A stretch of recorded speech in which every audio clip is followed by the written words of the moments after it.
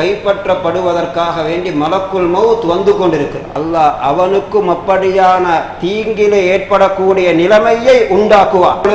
அவருக்கு இன்னும் அவகாசம் வழங்குவார். யாராவது ஒரு படைப்புக்கு எந்த விதமான தீங்கும் அது ஒரு சிறிய அளவாக இருந்தாலும் அப்படி ஒரு தீங்கு ஏற்படுவதற்கு என்னுடைய ஒரு செயல், என்னுடைய ஒரு சொல், என்னுடைய ஒரு நடவடிக்கை இந்த உலகத்திலே காரணமாகிவிடக்கூடாது. எடுக்கும் பொழுதே என்னவாவது சொல்லி எடுப்போம், கொடுப்பதை பிறகு யோசிப்போம். ஒரு நனவு எனக்கு போதும், அந்த ரூஹை சுவர்க்கத்துக்குரிய ரூஹாக கைப்பற்றி கொண்டு வார். எந்த ஒரு நனவும் செய்யாத நிலையிலே மரணித்த ஒரு மனிதர், அவர் செய்தது என்னவென்றால் தனமார்கள் அல்லாஹு தஆலா அந்த மனிதனை எழுப்புவான். அவன் நரகத்துக்கு தகுதியானவனாக இருப்பான். அவன் நான் நரகவாதி என்ற உணர்வோடு பயந்து கொண்டிருப்பான்.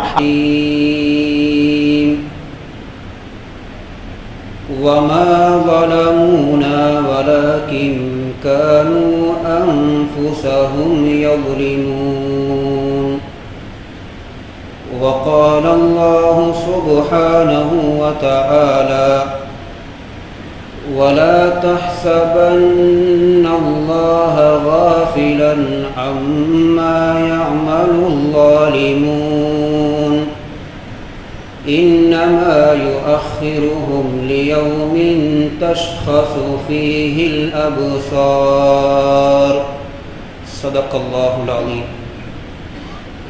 وقال النبي صلى الله عليه وسلم من ضار الله به ومن شاق الله عليه أو كما قال رسول الله صلى الله عليه وسلم. சர்வ புகழும் புகழ்ச்சியும் வல்லவன் அல்லாஹ் ஜல்ல சுப்ஹானஹு வ தஆலாவுக்கே உரித்தாகட்டும். சலாத்தும் சலாமும் எங்கள் தலைவர், நம் ஈருலக வழிகாட்டி, எங்களுடைய உயிரிலும் மேலான ஹஸரத் முஹம்மது ரசூலுல்லாஹி ஸல்லல்லாஹு அலைஹி வஸல்லம் அன்னவர்கள் மீதும், அவர்களின் ஆல் அஸ்ஹாபுகள், தாபிஊங்கள், தபூ தாபிஈங்கள், மேலும் முஸ்லிமான முஃமினான ஆண்கள் பெண்கள் அனைவர்கள் மீதும் உண்டாவதாக.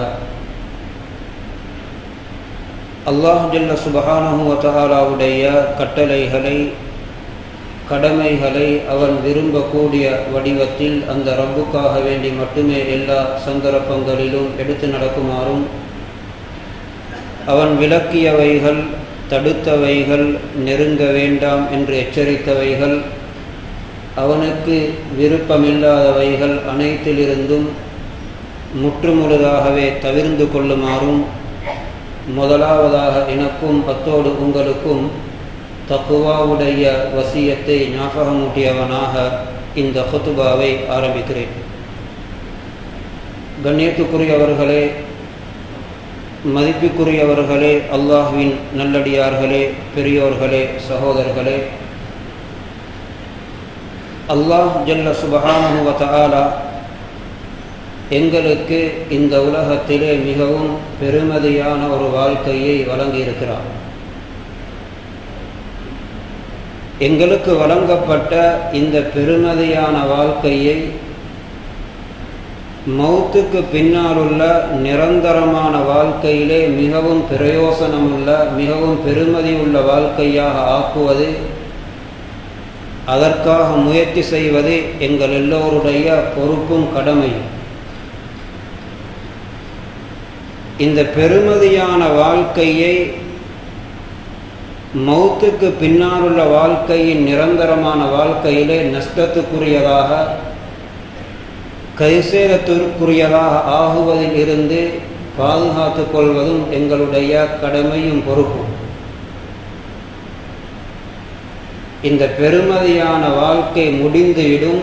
முடிந்ததன் பின்னாலுள்ள நிரந்தரமான வாழ்க்கை நஷ்டமாகிவிடக்கூடாது, பிரயோசனமுள்ளதாக ஆக வேண்டும். ஒரு மனிதன் தனக்கு வழங்கப்பட்ட இந்த வாழ்க்கையை மௌத்துக்கு பின்னாலுள்ள வாழ்க்கைக்கு மிகவும் பிரயோசனம் உள்ளதாக ஆக்கிக் கொள்வதற்குரிய மிகவும் சிறந்த வழி என்னவென்றால், ஒருவர் தானும் தனக்கு பிரயோசனம் உள்ளவராகவும் பிறருக்கு பிரயோசனம் உள்ள மனிதராகவும் தன்னுடைய வாழ்க்கையை அமைத்துக் கொள்வது. தானும் ஒரு நல்ல மனிதனாக வாழ்ந்து கொண்டு பிறருக்கும் நலவு செய்த ஒரு மனிதனாக வாழ்ந்துவிட்டு மரணிக்கும்.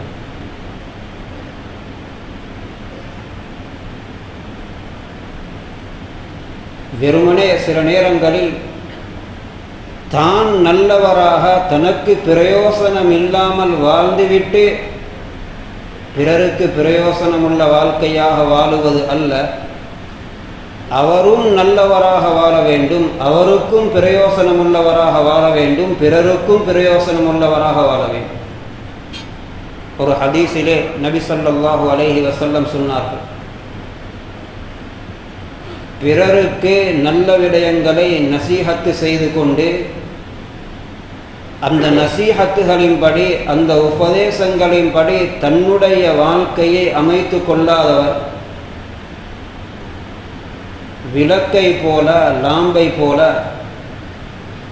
அது தன்னை எரித்து கொண்டு தன்னை அழித்து கொண்டு பிறருக்கு வெளிச்சம் வழங்குகிறது. பிறர் அந்த வெளிச்சத்திலிருந்து பிரயோசனம் அடைகிறார்கள், நிறைய வேலைகளை செய்து கொள்கிறார்கள். ஆனால் இவர் அவருக்கும் பிரயோசனம் இல்லாமல் அழிந்து விடுகிறார். இப்படியும் மனிதனாக கூடாது. ஒரு மனிதன், ஒவ்வொரு மனிதனும் எப்படி யோசிக்க வேண்டும் என்றால், இந்த உலகத்திலே அல்லாஹ் எனக்கு வழங்கிய எந்த நிஅமத்தை கொண்டு நான் எனக்கும் பிரயோசனம் உள்ளவனாக பிறருக்கும் நிறைய பிரயோசனம் உள்ளவராக வாழலாம், அதற்கு என்ன என்ன வழிகள் இருக்கிறது. அல்லாஹ் எனக்கு மார்க்க அறிவை வழங்கி இருக்கிறான், அல்லது அல்லாஹ் எனக்கு சமூகத்துக்கு பிரயோசனம் அளிக்க முடியுமான ஏதாவது ஒரு துறை சார்ந்த அறிவை வழங்கி இருக்கிறான், அல்லது அல்லாஹ் எனக்கு பொருளாதாரம் வசதி வாய்ப்பை வழங்கி இருக்கிறான், அல்லது எனக்கு அல்லாஹ் செல்வாக்கை வழங்கி இருக்கிறான், எனக்கு அல்லாஹ் நல்ல ஒரு பதவியை சமூகத்திலே வழங்கி இருக்கிறான், அந்தஸ்தை வழங்கி இருக்கிறான். இதை நான் எனக்கு மாத்திரம் பயன்படுத்தி ஒரு சுயநலவாதியாக வாழாமல் எப்படி பிறருக்கும் பிரயோசனம் உள்ளதாக ஆக்கிவிட்டு மரணிப்பது, அதற்கு என்ன என்ன வழிகள் இருக்கிறது. ஒரு புத்திசாலி இப்படித்தான் இந்த உலக வாழ்க்கையில யோசிப்பான். ஹைருன் நாஸ் மை யன்ஃபஉன் நாஸ், நபி ஸல்லல்லாஹு அலைஹி வஸல்லம் சொன்னார்கள், மனிதர்களில் மிகவும் சிறந்தவர்கள் ஏனையவர்களுக்கும் பிரயோசனமுள்ளவர்களாக வாழ்ந்துவிட்டு மரணிக்கக்கூடியவர்கள். குறைந்தது ஒரு மனிதன் பிறருக்கு பிரயோசனம் உள்ளவராக வாழுவதற்கு அவரால் முடியாது என்று வைத்துக் கொள்ளும். அப்படி ஒரு நிலையிலே அவர் இல்லை, அல்லது அப்படியான விடயத்திலே அவருக்கு உற்சாகம் வராமல் இருக்கிறது. குறைந்தது ஒரு மனிதன் இந்த வாழ்க்கை நஷ்டத்துக்குரிய வாழ்க்கையாக ஆகிவிடாமல் இருப்பதற்கு பிறருக்கு தீங்கிழைப்பதில் இருந்தாவது தன்னை பாதுகாத்துக் கொள்ள வேண்டும். யாராவது ஒரு மனிதனுக்கு, யாராவது ஒரு படைப்புக்கு எந்த விதமான தீங்கும் அது ஒரு சிறிய அளவாக இருந்தாலும் அப்படி ஒரு தீங்கு ஏற்படுவதற்கு என்னுடைய ஒரு செயல், என்னுடைய ஒரு சொல், என்னுடைய ஒரு நடவடிக்கை இந்த உலகத்திலே காரணமாகிவிடக்கூடாது. அல்லாஹுக்கு மிகவும் விருப்பமான அமல்களில் ஒன்று, அல்லாஹ்வை மிகவும் சந்தோஷப்படுத்தக்கூடிய அமல்களில் ஒன்று, பிறருக்கு தீங்கு ஏற்படக்கூடிய செயல்களில் இருந்து அவர்களை பாதுகாப்பதற்குரிய முயற்சியிலே ஒரு மனிதன் ஏதாவது ஒரு விடயத்திலே ஈடுபடுகிறான். அது ஒரு குறைந்த அளவாக இருந்தாலும் அல்லாஹ்வுக்கு இது மிகவும் விருப்பத்தை ஏற்படுத்துகிறது. இன்னும் ஒருவருக்கு, இன்னும் ஒரு படைப்புக்கு தீங்கு ஏற்படக்கூடிய ஒரு நிலையிலே இருந்த இந்த விடயத்தை இவர் முயற்சி செய்து இல்லாமலாக்கினார். இப்படியான செயல்கள் அல்லாஹ்வுக்கு மிகவும் விருப்பம்.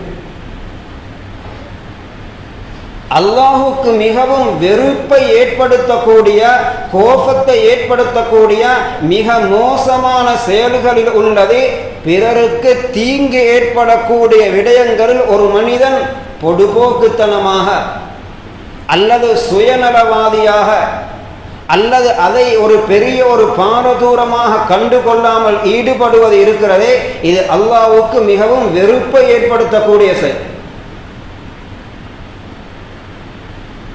இது விடயமாக ரசூலுல்லாஹி ஸல்லல்லாஹு அலைஹி வஸல்லம் நிறைய பேசியிருக்கிறார். பனூ இஸ்ரவேலர்களில் நடந்த சில நிகழ்வுகளை எல்லாம் சொல்லி சஹாபாக்களையும் இந்த உம்மத்தையும் உற்சாகப்படுத்தி இருக்கிறார்கள். சில கட்டங்களில் எச்சரிக்கை செய்திருக்கிறார்கள். ஒரு தடவை நபி ஸல்லல்லாஹு அலைஹி வஸல்லம் சொன்னார்கள், பனூ இஸ்ரவேலர்களில் ஒரு மனிதன் இருந்தார். புகாரி ஷரீஃபிலே வரக்கூடிய அறிவிப்பு, ஒரு பாவியாக இருந்தார், நலவுகள் செய்யாத ஒரு மனிதன். அவர் ஒரு நாள் பாதையிலே சென்று கொண்டிருக்கிறார். அங்கே அந்த மனிதர்களுடைய போக்குவரத்தை தடுக்கக்கூடிய ஒரு மரக்கிளை பாதையின் நடுவிலே விழுந்து மக்களுக்கு தடையாக ஆகிவிட்டது. இப்படியான ஏதாவதை காணும் பொழுது சிலர் என்ன செய்வார்கள், அவருடைய வாகனத்தில் படாமல் வாகனத்தை ஓரமாக்கி கொண்டு போவார். அவருடைய காலிலே பட்டு விடாமல் காலை தூக்கி வைத்து போவார். அந்த வாழைப்பழ தோலிலே அவர் வழுக்கி விழாமல் ஒரு பக்கமாகி செல்வார். இவர்களுக்கு பெயர் சுயநலவாதிகள். அந்த மனிதர் இந்த மரக்கிளையை கண்டவுடன் நேரம் எடுத்து சில நிமிடங்களை ஒதுக்கி அந்த மரக்கிளையை ஒரு பக்கம் தள்ளி மக்களுக்குரிய தடையை நீக்கிவிட்டு சென்றார். இவர் செய்தது இவ்வளவுதான். நபி ஸல்லல்லாஹு அலைஹி வஸல்லம் சொன்னார்கள், இந்த செயல் அல்லாஹ்வுக்கு மிகவும் விருப்பத்தை ஏற்படுத்தும். நபி ஸல்லல்லாஹு அலைஹி வஸல்லம் சொன்னார்கள், ஷக்கரல்லாஹு லஹு வ கஃபர. அல்லாஹ் அவருடைய அந்த செயலை பாராட்டினான், அவரை மன்னித்து விட்டார். பிறருக்கு தீங்கு ஏற்படக்கூடிய இப்படியான ஒரு சிறிய செயலை கூட மனிதன், இது பிறருக்கு தீங்கு ஏற்பட்டு விடுமே, இதன் மூலம் யாராவது வலிக்கு விழுந்து விடலாமே, இதன் மூலம் ஏதாவது ஆபத்து வந்து விடலாமே என்று அந்த தீங்கை சிறிய அளவாக இருந்தாலும் அந்த மனதோடு அகற்றும் பொழுது இப்படியான காரியங்கள் அல்லாஹ்வுக்கு மிகவும் சந்தோஷத்தை ஏற்படுத்துகிறது. பெரும் பெரும் பாவிகளை கூட அல்லாஹ் அவருடைய மன்னிப்புக்கு காரணமாக்கி விடுகிறார். அந்த செயலை அல்லாஹ் பாராட்டுகிறார், போற்றுகிறார். இன்னும் ஒரு தடவை சொன்னார். இப்படியான நிறைய செய்திகளை நபி ஸல்லல்லாஹு அலைஹி வஸல்லம் சொல்லி இருக்கிறார்கள். பிறருக்கு தீங்கு வரக்கூடிய, பிறர் கஷ்டப்படக்கூடிய செயல்களில் இருந்து அவரை தடுப்பதற்கு நீங்கள் செய்யக்கூடிய முயற்சிகள் அல்லாஹ்விடத்திலே மிகவும் பாராட்டுக்குரியது, அல்லாஹ்வை மிகவும் சந்தோஷப்படுத்தக்கூடியது. அதன் மூலம் வருடக்கணக்கிலே செய்த பாவங்களை கூட அல்லாஹ் மன்னித்து விடுகிறார். ஒரு தடவை சொன்னார்கள், புகாரி ஷரீஃபிலே வருகிறது, பனூ இஸ்ரவேலர்களில் ஒரு மனிதர் இருந்தார். பெரும் பெரும் பாவங்கள் செய்த ஒரு மனிதர் சக்கராத்திலே இருக்கிறார். ரூஹ் கைப்பற்றப்படுவதற்காக வேண்டி மலக்குல் மௌத் வந்து கொண்டிருக்கிறார்.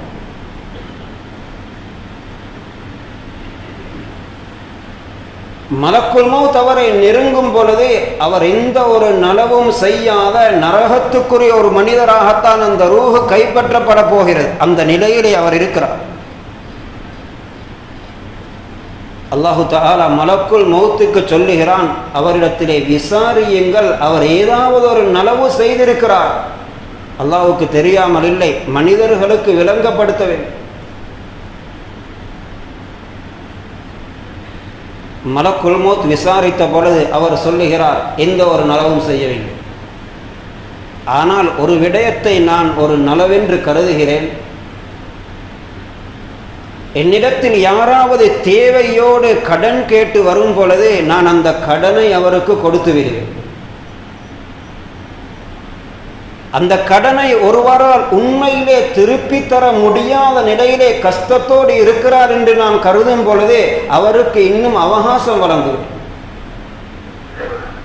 அந்த கடனை அவரால் தரவே முடியாது என்ற நிலையிலே அவர் இருக்கிறார் என்று நான் விளங்கும் பொழுது அவரை நான் மன்னித்து விடுவேன். அல்லாஹு தஆலா சொன்னான், இந்த ஒரு நனவு எனக்கு போதும், அந்த ரூஹை சுவர்க்கத்துக்குரிய ரூஹாக கைப்பற்றி கொண்டு வா.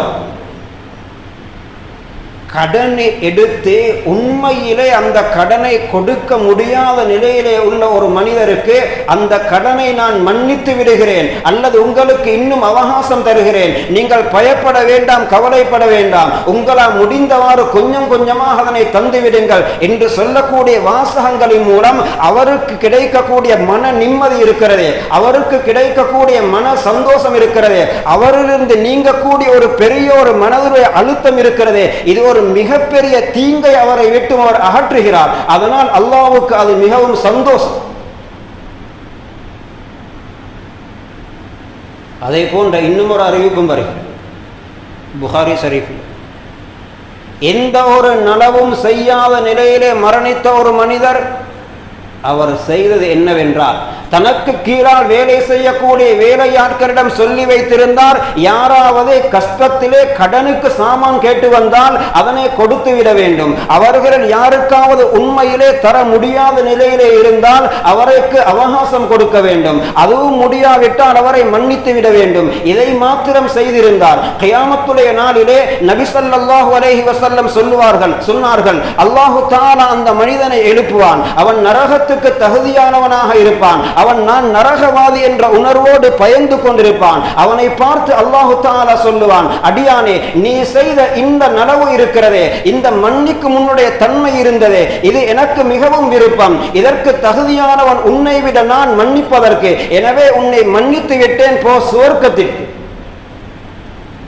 கஷ்டமான சில மனிதர்களுடைய கடன் சுமை என்ற அந்த தீங்கை நீக்குவதற்கு தனக்கு வழங்கப்பட்ட நியமத்தை பயன்படுத்தினார். அதற்கு நேர் மாற்றமாக கடன் எடுத்தான், எடுக்கும் பொழுதே கொடுக்கும் நியத்து கிடையாது. எடுக்கும் பொழுதே என்னவாவது சொல்லி எடுப்போம், கொடுப்பதை பிறகு யோசிப்போம்.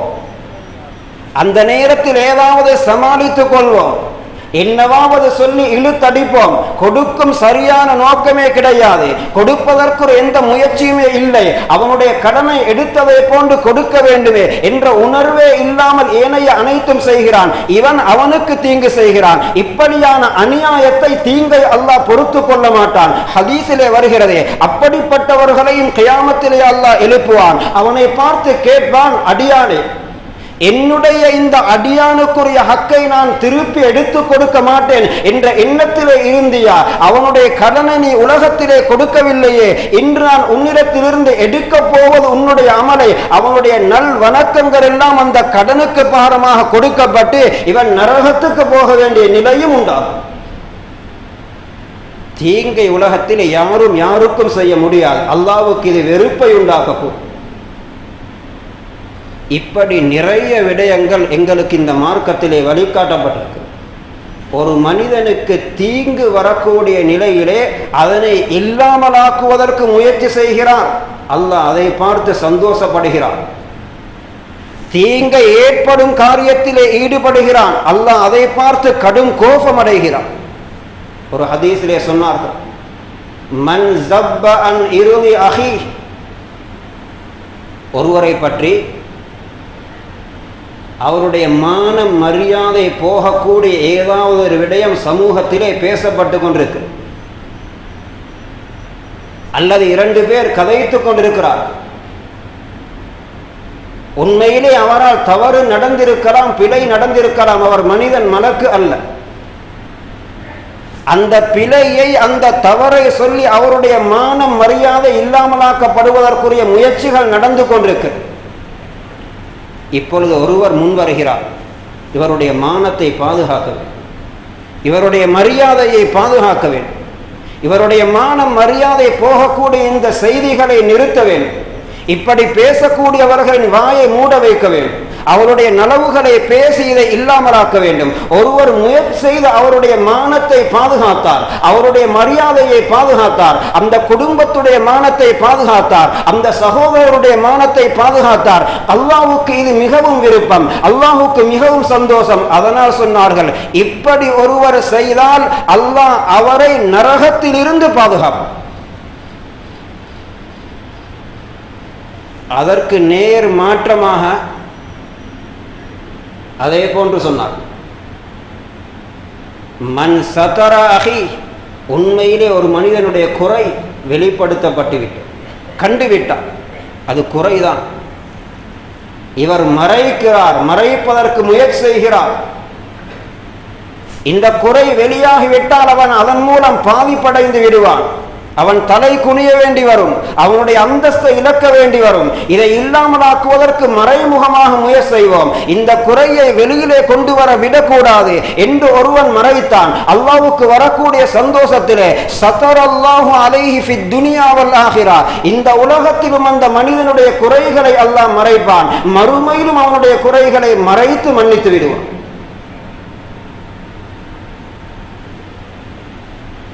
அதே நேரத்திலே ஒருவனுடைய குறையை அம்பலப்படுத்தினான் என்று வைத்துக் கொள்ளுங்கள், அது உண்மையிலே குறையாக இருக்கலாம். அம்பலப்படுத்த கூடாத இடத்திலே அம்பலப்படுத்தினான். மகனுடைய குறையை கண்டு அவனுடைய சொந்த தந்தையிடத்திலே முறையாக போய் சொல்லுவது வேறு, அவனை திருத்துவதற்கு. ஒரு மாணவனுடைய குறையை கண்டு இவரை சரியான முறையிலே வழிநடத்தி திருத்துவதற்கு இந்த உஸ்தாத், இந்த ஆசிரியர் பொருத்தம் என்று கருதி ரகசியமாக அவரை திருத்துவதற்கு சொல்லுவது வேறு. ஊரிலே உள்ள ஒருவருடைய பிழையை கண்டுவிட்டு நிர்வாகத்திலே உள்ள ஒருவரிடம் அமானிதமாக அவரை திருத்தும் நோக்கத்திலே சொல்லுவது வேறு. ஊரை பாதுகாக்கும் நோக்கத்திலே முறையாக எத்தி வைப்பது வேறு. அழுத்தம் இல்லாமல் சம்பந்தம் இல்லாமல் எல்லோரும் தெரிய வரக்கூடிய நிலையிலே ஒருவனுடைய குறையை ஒருவர் வெளிப்படுத்தினால் ஹதீஸிலே வருகிறது, அவனிலே அல்லாஹ் ஏதோ ஒரு குறையை உண்டாக்கி அவன் வீட்டு நடுவிலே இருந்தாலும் அந்த குறையை வெளியாக்கி அவனை கேவலப்படுத்துவான். அது அல்லாஹ்வுக்கு பெரிய காரியமா? ஒரு ஹதீஸிலே வருகிறது, திருமிதி ஷரீஃபிலே, மன் ஐயர அஹாஹு பிதம்பின், ஒருவன் ஒரு தவறு செய்து விட்டான், பிழை செய்து விட்டான், பாவம் செய்து விட்டான், அவன் தௌபா செய்யலாம். ஆனால் இன்னும் ஒருவன் அவன் செய்த பாவத்தை சொல்லி அவனை ஏதாவது ஒரு இடத்திலே பழித்து பேசினான். என்ன இருந்தாலும் நீ இப்படி ஒரு பாவத்தை செய்தவன் தானே, அவன் செய்த பாவத்தை இன்னும் ஒருவன் பழித்து பேசினான். ஹதீஸிலே வருகிறது, அந்த பாவத்தை செய்ய விடாமல் அல்லாஹ் அவனை மரணிக்க வைக்க மாட்டான். அந்த பாவத்தின் மூலம் அவன் சோதிக்கப்பட்டதன் பின்னால் தான் மரணிப்பான், உண்மையாக மன்னிப்பு கேட்டு தௌபா செய்தாலே தவிர. பிறருக்கு தீங்கு வரக்கூடிய காரியங்களில் ஈடுபடுவது இருக்கிறதே அல்லாஹ்வுக்கு மிகவும் வெறுப்பான். அதனை இல்லாமலாக்குவதற்கு செய்யப்படக்கூடிய முயற்சிகள் இருக்கிறதே அல்லாஹ்வுக்கு மிகவும் விருப்பத்தை ஏற்படுத்துகிறது. இதனால் தான் சில பாவங்களுக்கு பயங்கரமான எச்சரிக்கைகள் சொல்லப்பட்டிருக்கு. பிறருக்கு போக வேண்டிய ஹக்கை சேரவிடாமல் தீங்கிழைத்தவர்கள், அது அனந்தர சொத்தாக இருக்கலாம், காணி பூமியாக இருக்கலாம், அல்லது வேறு வேறு வகைகளிலே தீங்கை ஏற்படுத்தக்கூடியவர்களாக இருக்கலாம்.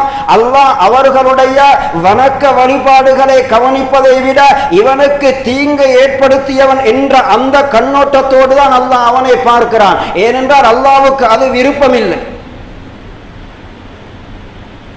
ஒரு ஹதீஸிலே இப்னு மாஜாவிலே வரக்கூடிய மன் கதஅ மீராஸ அஹி கதஅ அல்லாஹு மீராஸஹு மினல் ஜன்னah, ஒருவன் தன்னுடைய சகோதரனுக்கு போக வேண்டிய அனந்தர சொத்தை போக விடாமல் துண்டித்து விட்டார்.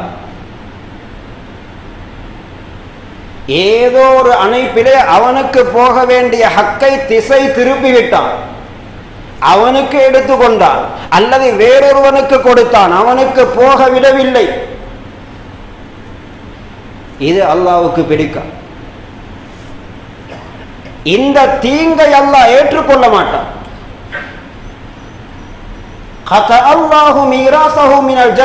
கியாமத்துடைய நாளிலே அல்லாஹ் இவனுக்கு என்று வர இருந்த சுவர்க்கத்துடைய அந்த ஹக்கை துண்டித்து அல்லாஹ் அவனுக்கு கொடுப்பான். காணிக்காக வேண்டி கியாமத்துடைய நாளிலே சுவர்க்கத்தை இழக்க வேண்டி வரும். ஒரு கடை துண்டுக்காக வேண்டி கியாமத்துடைய நாளிலே சுவர்க்கத்தை இழக்க வேண்டி வரும். ஒருவனுக்கு போக வேண்டிய அந்த ஹக்கை, அந்த அனந்தர சொத்தின் பங்கை சகோதரிக்கு அல்லது சகோதரனுக்கு அல்லது ஏறியார் ஒருவருக்கு போக வேண்டிய ஹக்கை துண்டித்தான். அதற்குரிய முயற்சியை கையாண்டான். ஏதோ ஒரு வழியிலே அதனை போக விடாமல் தடுத்து விட்டான். உனக்கு என்று கியாமத்திலே வர இருந்த சுவர்க்கம் துண்டிக்கப்பட்டு அது அவருக்கு போகும். அல்லாஹ் நேர்மையானவன், தீங்கு அல்லாஹ்வுக்கு பிடிக்காது. பெற்றோர்களுடைய விடயத்திலே சொன்னார், சஹீஹ் முஸ்லிம் போன்ற கிரந்தங்களில் வருகிறது. 60 வருடம் இபாதத்திலே ஈடுபடுகிறார்கள். உதாரணத்துக்கு சொன்னார், 60 சனா, 60 வருடம் இபாதத்திலே ஈடுபடுகிறார்கள். அவர்களுக்கு மௌத்துடைய நேரம் நெருங்கும் பொழுது, மௌத்துடைய அடையாளங்களை காணும் பொழுது, இனி இந்த நோயிலே, இனி இந்த வருத்தத்தில் அநேகமாக நாம் மரணித்து விடுவோம், அல்லது இந்த அளவு வயசுக்கு வந்து விட்டேன், இனி நாம் போக வேண்டிய காலம் நெருங்கிவிட்டது என்ற காலம் வந்த பொழுது சொத்துக்களை பிழையான முறையிலே வசியத்து செய்கிறார். பிள்ளைகளிலே சிலருக்கு தீங்கு ஏற்படக்கூடிய முறையிலே வசியத்து செய்தார்.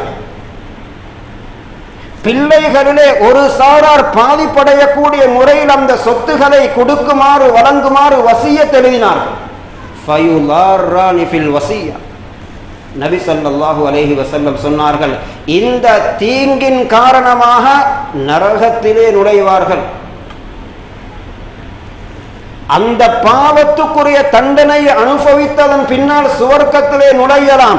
ஆனால் இந்த பிழைக்கு அல்லாஹ் நாடினால் மன்னிக்கலாம். ஆனால் ஹதீஸ் சொல்லுகிறது, இந்த தீங்கை அல்லாஹ் ஏற்றுக்கொள்ள மாட்டான், அதற்கு தண்டனை கொடுப்பான். பிறருக்கு அணுவளவு கூட ஒரு பாதிப்பு ஏற்படக்கூடிய செயலை இந்த உலகத்திலே மனிதன் செய்ய முடியாது. இதுவரையும் சொன்னார்கள், இப்னு மஸ்ஊத் ரலியல்லாஹு அன்ஹு அவர்கள் ஒரு தடவை தன்னுடைய அசாவை கீழே வைத்துவிட்டு ஒரு இடத்துக்கு போனார்கள். சஹாபாக்கள் ஜோக்குக்காக வேண்டி அந்த அசாவை ஒழித்து விட்டார். அப்படி ஒழிக்கும் வளமை இருக்கிறது. வந்தவுடன் அசாவை காணவில்லை, பதறிக்கொண்டு தேடுகிறார், எங்கே என்னுடைய அசா?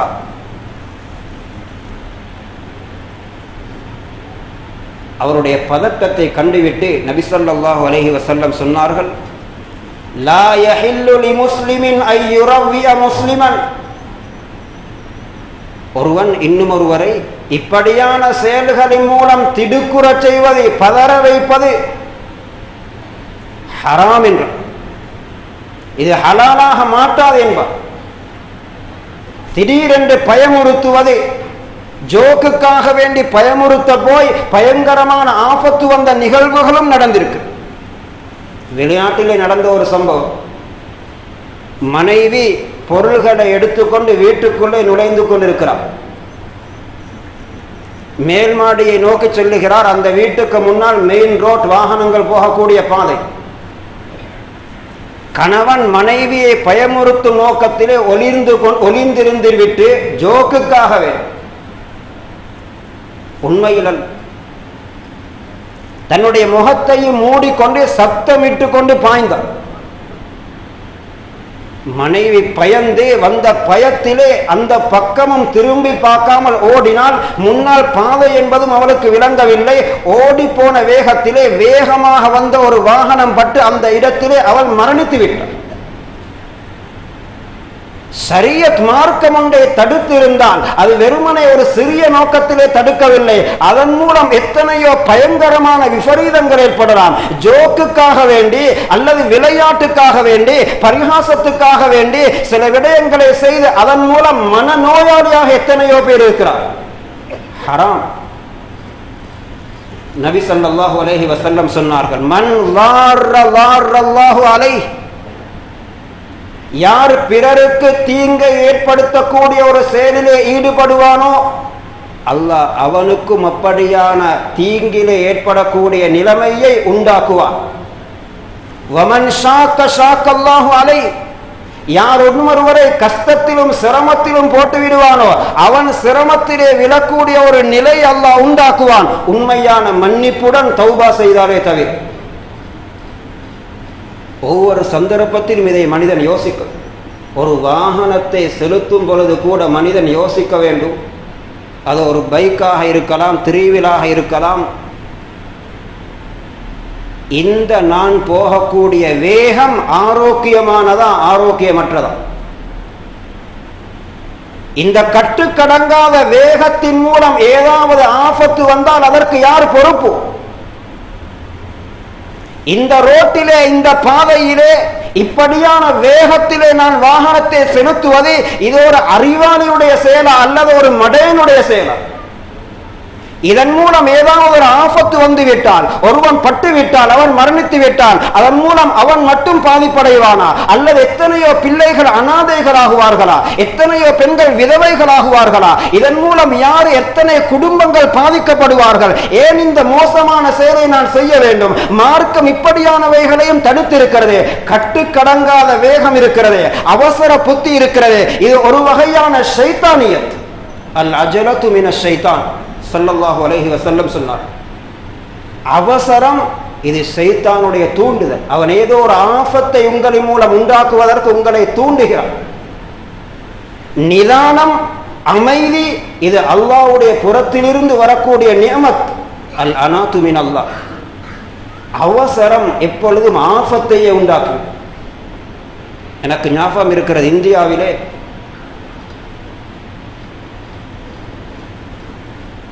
ட்ரெயின் வேகமாக சென்று கொண்டிருக்கும் பொழுது அதை ஒரு ஸ்டேஷனிலே நிறுத்திய ஒருவர் கீழே இறங்கினார். ஒரு டீ கப்பை வாங்கி குடிக்க ஆரம்பித்தார். ட்ரெயின் திடீரென்று எடுக்க ஆரம்பித்தவுடன் அவர் அந்த டீ கப்பை அப்படியே சுட சுட வாயிலே ஊற்றிவிட்டு வாகனத்திலே பாய்ந்தார்.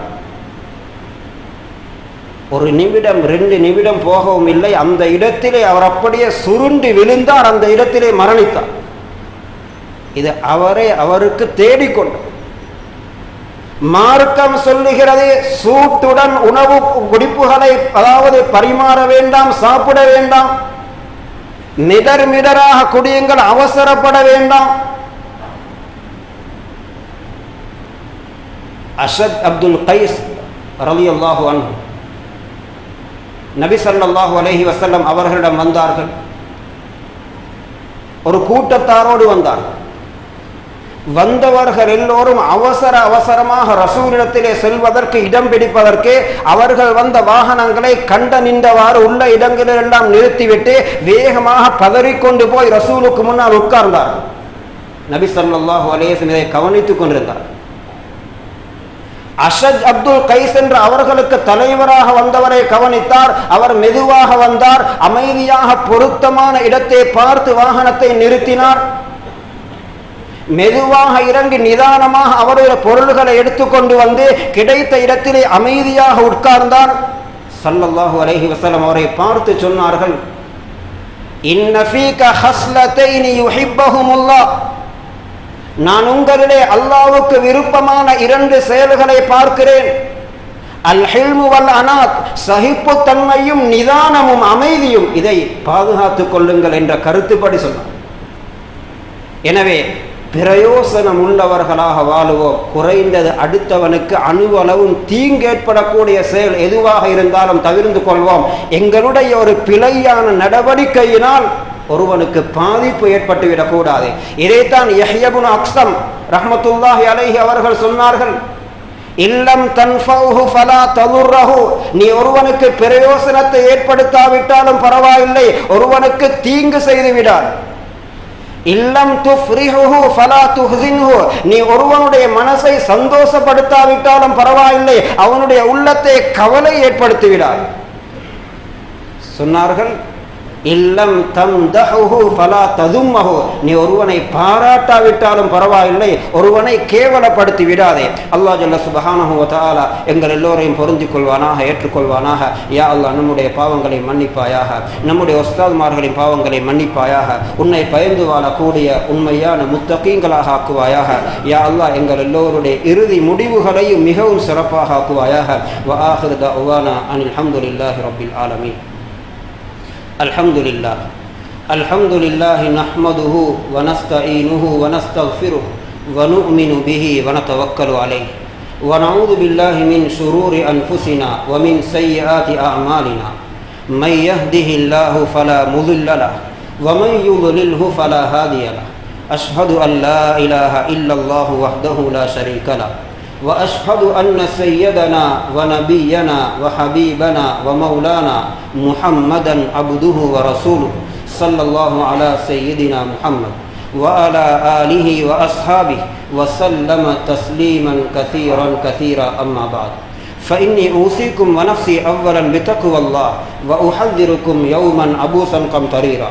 قال النبي صلى الله عليه وسلم في خطبته المباركة: يا أيها الناس توبوا إلى الله قبل أن تموتوا وبادروا بالأعمال الصالحة قبل أن تشتغلوا عنها هرما ناغلا ومرضا حابسا وموتا خالصا.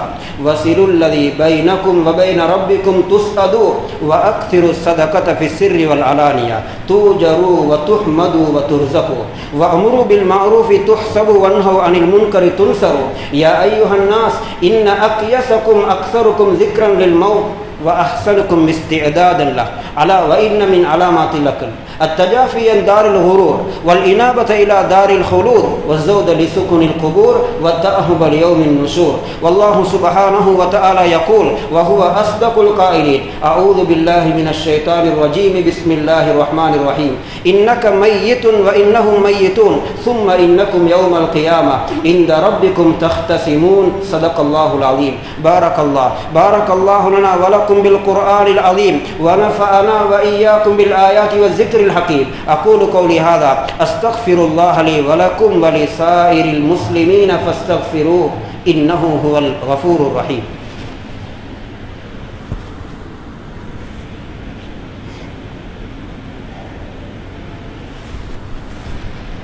الحمد لله نحمده ونستعينه ونستغفره ونؤمن به ونتوكل عليه ونعوذ بالله من شرور أنفسنا ومن سيئات أعمالنا. من يهده الله فلا مضل له ومن يضلله فلا هادي له. أشهد أن لا إله إلا الله وحده لا شريك له وأشهد أن سيدنا ونبينا ومولانا محمدا عبده ورسوله صلى الله على سيدنا محمد وعلى آله وأصحابه وسلم تسليما كثيرا كثيرا. أما بعد، فإني أوصيكم ونفسي أولا بتقوى الله وأحذركم يوما عبوسا قمطريرا.